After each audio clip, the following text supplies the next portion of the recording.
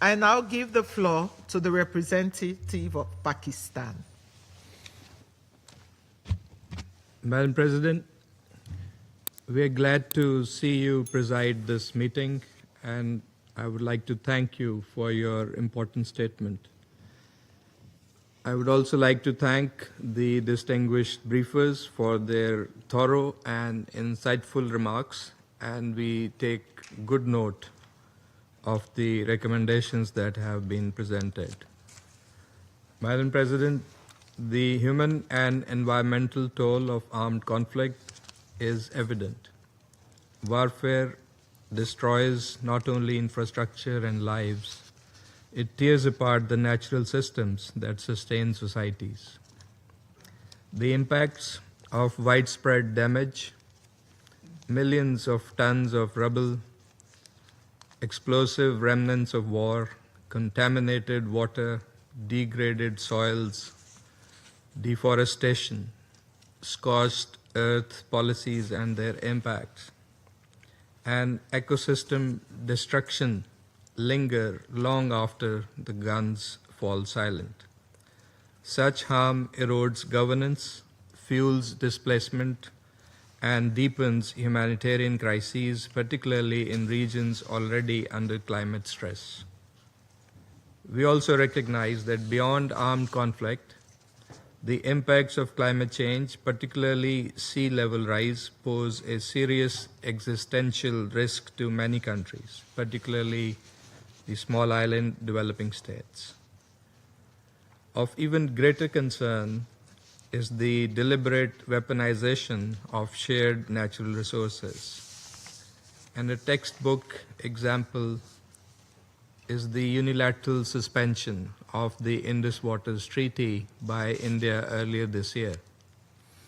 For more than 6 decades, this treaty has stood as a model of cooperation, ensuring equitable and predictable sharing of the Indus Basin's waters between Pakistan and India, even in times of war. India's unlawful unilateral decision to suspend this framework undermines the letter and spirit of this treaty, threatens ecosystems, disrupts data sharing, and endangers the lives of millions who depend on the Indus River water system for food and energy security for their very survival. Such acts do not just harm one country. They weaken confidence in international water law and set a precedent for resource-based and driven coercion elsewhere. This should be of grave concern for every member of this Council and for the international community as a whole. Madam President, Pakistan has consistently maintained that no provision of the Indus Waters Treaty permits unilateral suspension or modification. The Court of Arbitration's 2025 award reaffirmed the continuing validity of the treaty and its dispute settlement mechanisms, upholding Pakistan's position that all issues must be resolved within its legal framework. We therefore expect full respect for the treaty and an early return to compliance and normal functioning through the established channels. Madam President, in order to address the environmental impacts of armed conflict and climate-driven security risks, we must first focus on prevention and early resolution of conflicts. The Security Council must fulfill its charter responsibility to address threats to international peace and security at their very inception. Second, environmental considerations could be integrated into UN peace operations and political missions where relevant. Pakistan has done so in practice. In UNMISS, our engineering contingents have built 80 kilometers of life-saving dikes in Benchu, protecting hundreds of thousands from floodwaters. In MINUSCA, our peacekeepers have facilitated transhumance dialogues to prevent resource-based tensions. We welcome growing attention to making peacekeeping greener. These actions should be embedded in planning, budgeting, and mandate design. Third, uphold international law, especially international humanitarian law. This includes the obligations for parties to distinguish between civilian and military objectives, to take constant care to spare the civilian population, and to avoid methods of warfare expected to cause widespread, long-term, and severe damage to the natural environment. Fourth, promote UN system coherence.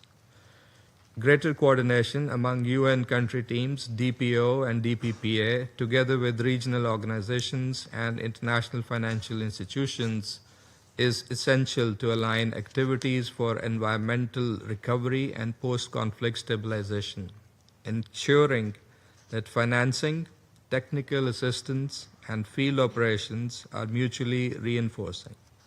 Fifth, provide climate and biodiversity finance that is new, additional, predictable, and grant-based. COP30 in Belém offers an opportunity to deliver on this, including by adequately capitalizing the Loss and Damage Fund, scaling up adaptation finance, and agreeing on a clear path toward implementing the new collective quantified goal on climate finance. However, we stress that such finance must not be debt-creating, nor should it be double-counted with development, humanitarian, or peace and security finance.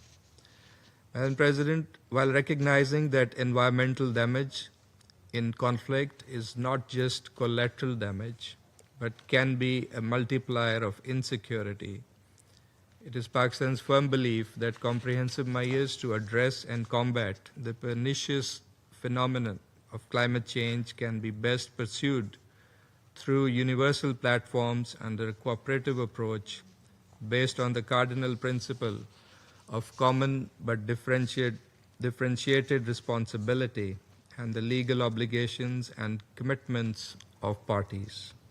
Pakistan stands ready to work with all partners at all relevant forums to uphold international law, advance environmental recovery in conflict-affected areas, and ensure that shared natural resources serve as avenues for cooperation and not contention. Thank you.